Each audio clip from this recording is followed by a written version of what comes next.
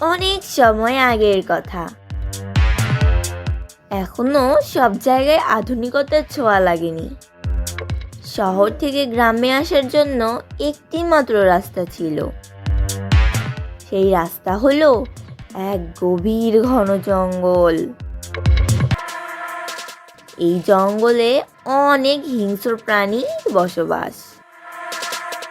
বাঘ, চিতা, হায়না, ভাল্লুকের মতো আরও অনেক ভয়ঙ্কর প্রাণী।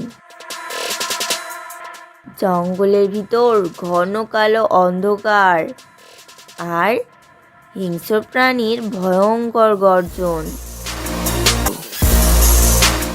মানুষ এই জঙ্গলের ভিতর দিয়ে যেতে অনেক ভয় পায়।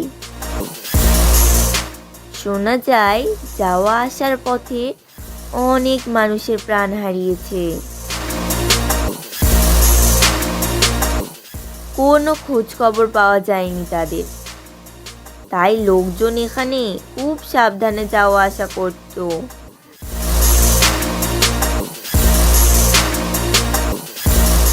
একটু অসাবধান হলেই তাদের আর প্রাণে বেঁচে ফেরা হবে না।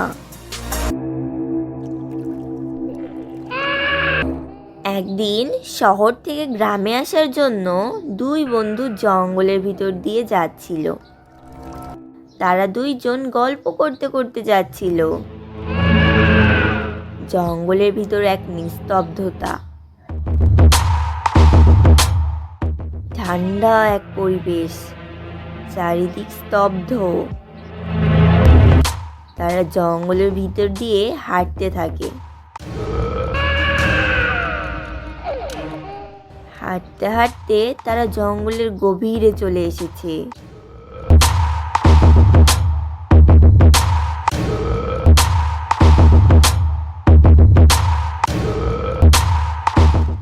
হঠাৎ তারা এক ভয়ঙ্কর শব্দ শুনতে পায়।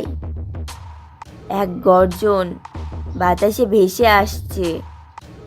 তারা দুইজন ভয়ে কাঁপতে থাকে। তারা দুইজন ভয়ে ভয়ে বলতে থাকে,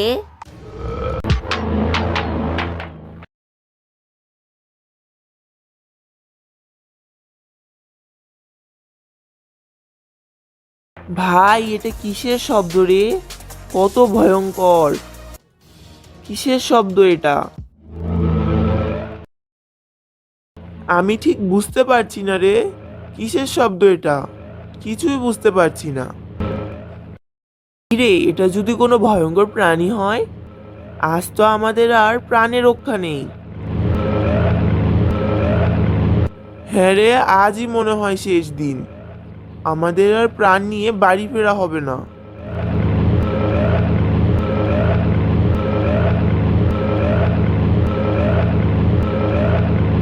তখন ঝোপের আড়াল থেকে হঠাৎ বেরিয়ে এলো এক ভয়ঙ্কর ভাল্লুক।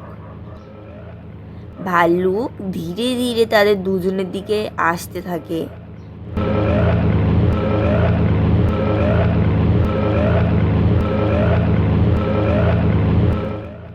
তখন এক বন্ধু বলে ওঠে,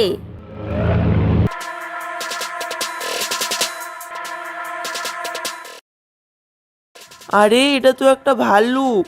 এবার কি হবে? ভাল্লুক তো আমাদের দিকেই আসছে। কি করব রে? কোনো উপায় না পেয়ে দ্বিতীয় বন্ধু গাছে উঠে পড়ল। সে তার বন্ধুর দিকে তাকালোও না। আর প্রথম বন্ধু তার বন্ধুকে বলল,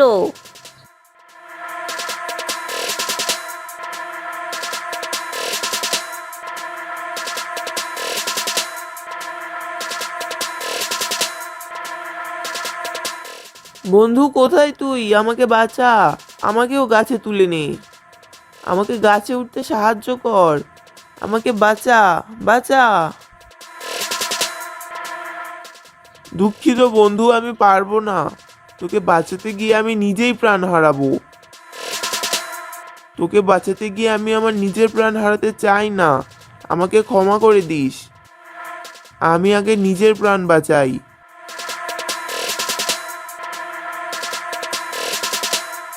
তখন দ্বিতীয় বন্ধুটি তার বন্ধুর এমন স্বার্থপরতা দেখে ভেঙে পড়ল। দ্বিতীয় বন্ধুটি আর কোনো উপায় না পেয়ে তার নিঃশ্বাস বন্ধ করে মাটিতে শুয়ে পড়ল, একদম মরা মানুষের মতো। তখন ভাল্লুকটি আসলো, এসে দ্বিতীয় বন্ধুর কাছে এসে তার ভয়ঙ্কর মাথাটিকে নিয়ে বারবার দ্বিতীয় বন্ধুর গন্ধ শুঁকতে লাগলো, কিন্তু কোনো প্রাণীর অস্তিত্ব পেল না। যেহেতু ভাল্লুক মরা প্রাণী খায় না, সেজন্য ভাল্লুক সেখান থেকে চলে যেতে লাগলো। দ্বিতীয় বন্ধুটি নিঃশ্বাস বন্ধ করেই রইল।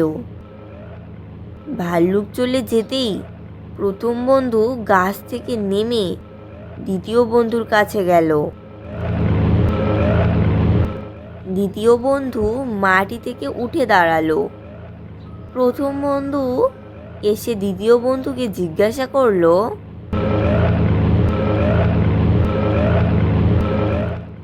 বন্ধু, ভাল্লুকটা তোর কানে কানে কি বললো রে? তোকে খেয়ে নিল না কেন? তোকে রেখে চলে গেল কেন? বিপদে বন্ধুর পরিচয়। বিপদে সময় প্রকৃত বন্ধু চেনা যায়। বিপদে যে পাশে থাকে সেই প্রকৃত বন্ধু। ভাল্লুকটি আমার কানে কানে এসব কথাই বলল।